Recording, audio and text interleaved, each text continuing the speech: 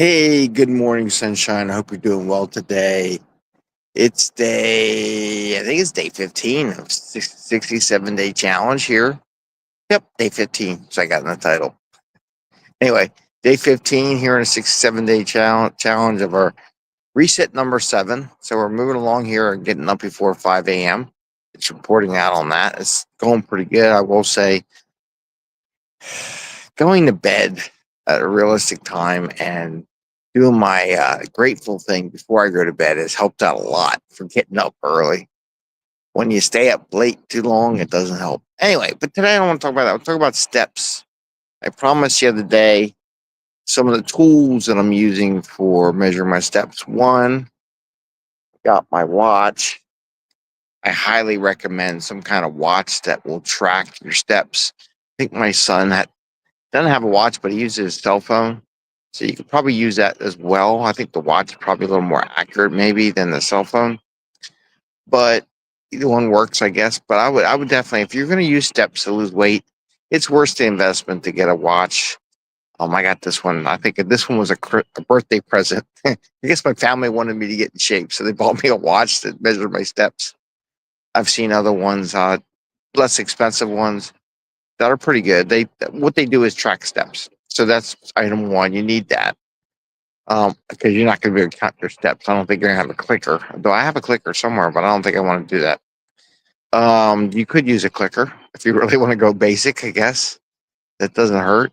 Um, the other one is the nice thing about the one I have is it gives me some data. I think I put up. I did. Did I put up a chart the other day? I don't know if I did. Yeah, I did. I did. I put what it looked like a year ago, what it looked like past year, and stuff like that. And I'll get into that as well. But you need a spreadsheet. Spreadsheet's good because if you don't have your app on your phone that connects to your watch or whatever, doesn't have like what does it look like over the past week? What numbers have you hit? The spreadsheet, you can put that up and graph it and see your graphs for peaks and valleys, where you're hitting, what you're doing, what's your weekdays. Not like in weekdays as days of the week, but days your week that you don't do your steps, right? You're low. Like you want to look back in the past. You want to look in like I was doing, looking for past year, looking for past week. What days of the week are your worst days for getting steps in? For me, it's the middle of the week. Best days for getting my steps in are Mondays, Fridays, because I'm on my feet teaching a class all day, walking around, making sure the kids are doing okay. And then I have the weekend where I'm chasing after my kids. So those, but then Tuesday, Wednesday, Thursday are my lower days that I normally get for steps because I'm in the office typing, working all day long. I have to make sure I do get up and go take Jerry for a walk. And then if here's a tool, if you really want a tool, get a dog. Well, don't get a dog just to lose steps, but well, you can walk your neighbor's dog. Your neighbor would love to have you walk, and the dog would love to have someone walk them too.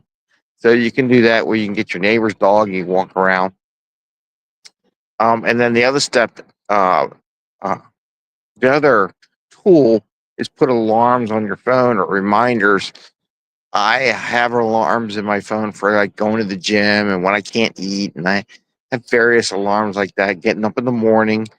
But then I also have reminders set in my calendar because one, they're not alarms and they're not as loud as the alarm is, but it's just a gentle reminder to check my steps. So I check my steps around 11:30 when I go walk Jerry, see if we need to go extra in our walk in that day. I do it around 4:30 or so, 4:30. The reason why I do that is when I it's like it's my afternoon work time starts my evening work time, right? If you remember a previous talk about it, I talked about how in 5 a.m. Master Scrum, I talked about I have phases. I have my morning, I have after lunch, and I have evening. And the 4:30 one is just between the afternoon and evening schedules in my day, right? How I break it down into 3 parts. So I have one there because if I need to go for a walk, it's a good time to walk around the block, get a couple of steps in, whatever. Prep for I'm behind on my steps. I'm gonna have to gain them somewhere, somehow. Maybe a walk before dinner, maybe a walk after dinner with the family. Who knows? So that gives me like opportunities from there. The other one is when I do the gym. So you might vary your time. Mine, I work out at the gym at 8:30 at night, just because I have to take care of the kids and all the things. I want to make sure I'm there for them. And then I have my time again at the evening when my kids are going to sleep. And the other thing, I do that because I do that. I want my kids to know I'm working out and getting in shape so they understand how important going and getting a workout is. So I have that. That's why I work out at 8:30. That's a double-edged sword on my part. And then I have alarm or a reminder that goes off at 8:30 as well with my gym alarm. And why do I set that up? Or my calendar for gym, whatever one shows up. The reason why I put that there is because if I'm at the gym and I'm low on my steps, two things. Here's two things that happen. One, I can hit the treadmill at the gym and get some steps in and make it there. Get another, if I sit there for 15 minutes, I sit there for 15 minutes, get another 2,000 steps in or something like that, right? Well, and the other thing, reason why I do it at evening, it reminds me if I'm short before I go to bed, because I go to bed around 9:30, 10 o'clock. Though lately it's been 1 o'clock or 12 o'clock, so that's why I'm exhausted. However, by doing it later, you can say, hey, I just need a mile walking, which sometimes around 3,000 steps. You have to figure out what that would be or figure out a route where I can get another 3,000 steps in before I go to bed. So I have this 3 alarms. So I do a couple of tools.